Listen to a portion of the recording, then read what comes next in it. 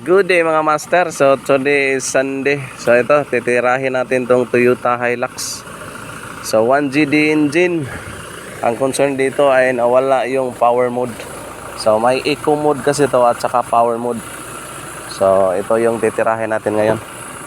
Birada dong ayan. Toyota Hilux 1GD engine.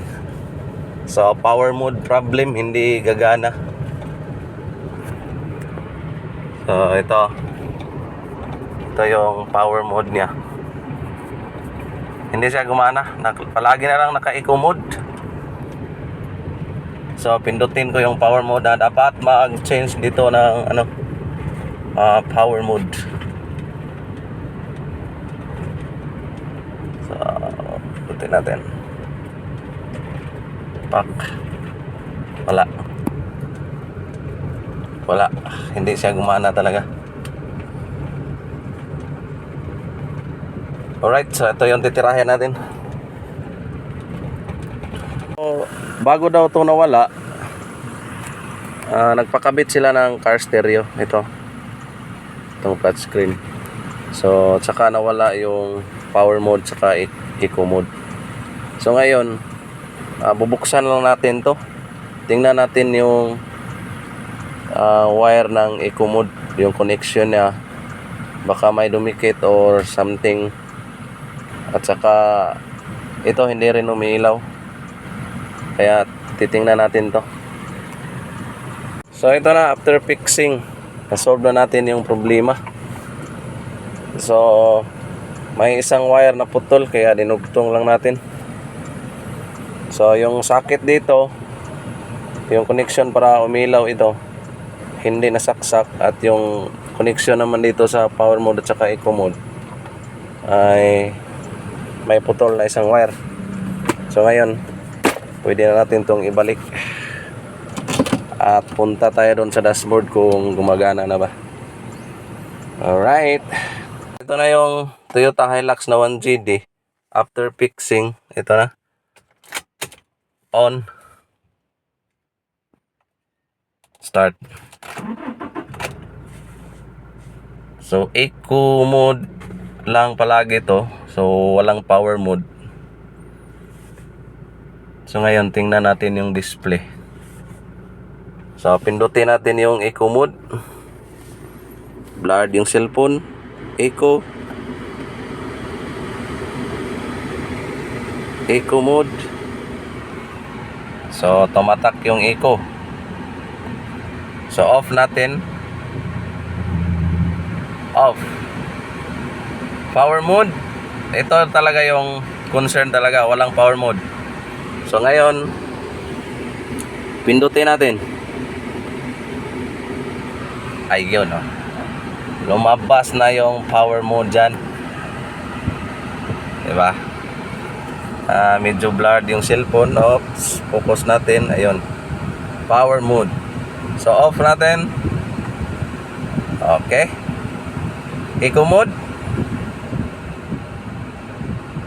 Power mode. Ayos. Lumipat na siya, bay. Ilapit natin sa camera. Ayan. So, naka-power mode siya. Eco mode. Normal. Eco mode. Power mode.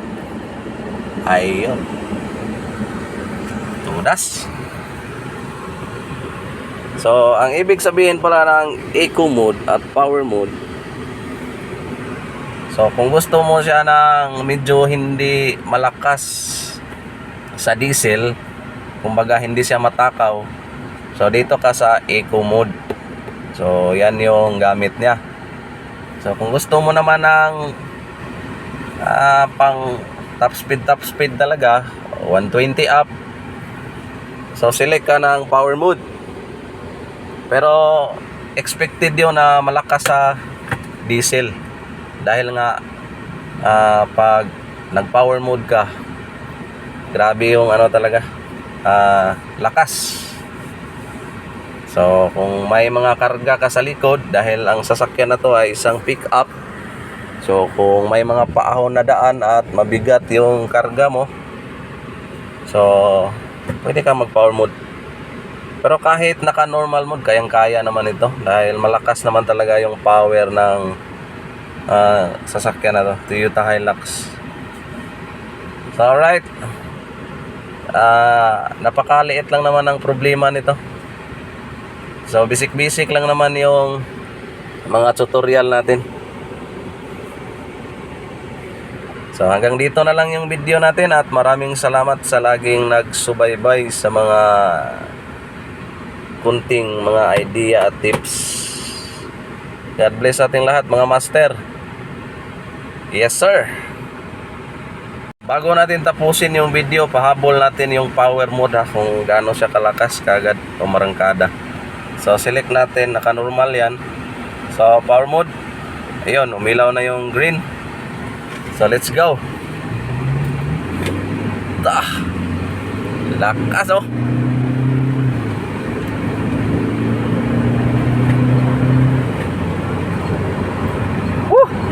Grabe, ang bilis, umabot ang 100.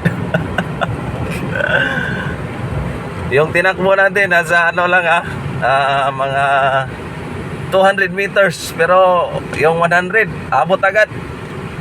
So, ganon yung power nito. Expectation na malakas to sa diesel pag naka-power mode ka. Alright. Oh, ganda yung pick up oh. Ganda yung response. Yes sir.